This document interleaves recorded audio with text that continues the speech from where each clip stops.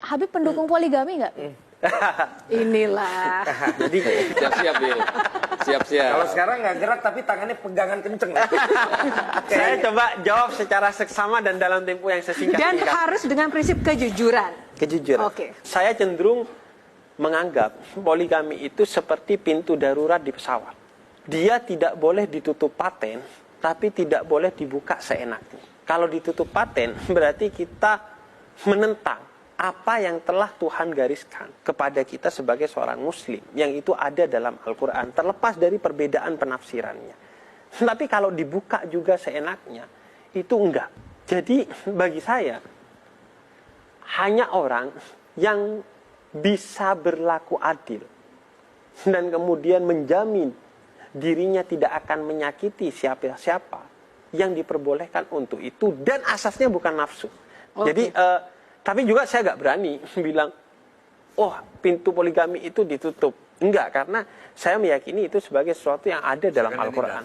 Teman saya kan Habib malah berdakwahnya lewat sosmed. Iya. Teman saya ada beberapa yang kata hijrah ya. Iya. Nah sekarang dia malah matiin semua sosmednya karena menurut paham yang dia dapatkan adalah misalnya tidak bermain sosmed, tidak lagi dengerin musik gitu. Nah ini bagi saya media sosial itu ya alat yang bebas nilai, tergantung bagaimana kita menggunakannya kan. Tapi bahwa kita harus sedikit membatasi dengan media sosial, iya. Saya rasa ya, asalkan dia bisa mempertanggungjawabkan kenapa dia mengambil posisi itu, fan-fan aja. Misalnya soal musik, karena kita diajarkan dalam Islam bahwa terkait hal-hal yang sifatnya khilafiyah, terjadi perbedaan di antara para ulama, kamu itu jangan mempatenkan seolah-olah oh kalau musik kamu halalkan berarti kamu itu bermasalah. Enggak, silakan. Dan bagi saya musik yang haram itu adalah suara sendok dan garpu seseorang tapi tetangganya kelaparan. Bagi saya kadang musik itu membantu dakwah, memberi rasa. Kalau ini gimana, Bib? Senior kita, penyair kita, Taufik Ismail mengatakan bahwa tinju itu haram. Mukul kepala itu. Iya. Menurut Habib, olahraga tinju itu haram atau halal? Bagaimana kemudian kita memitigasi itu akhirnya? Tapi bahwa semua olahraga punya resiko itu kan iya, Mbah.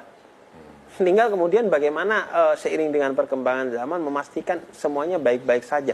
Dan yang saya gak suka dalam semua olahraga termasuk bola, itu terjadi pergeseran dari yang dulunya keindahan bergeser menuju kemenangan dan bahkan bergeser menuju perjudian.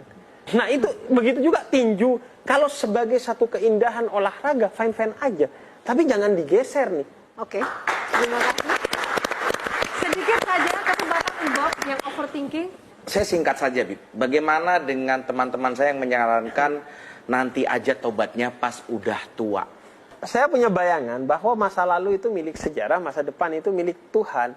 Yang milik kita itu detik ini, kita gak bisa memastikan bahwa oh nanti aja tobatnya. Nanti itu bukan milik kita, itu milik Tuhan gitu. Kenapa Anda sok-sokan sekali seolah-olah Anda akan hidup sampai nanti gitu.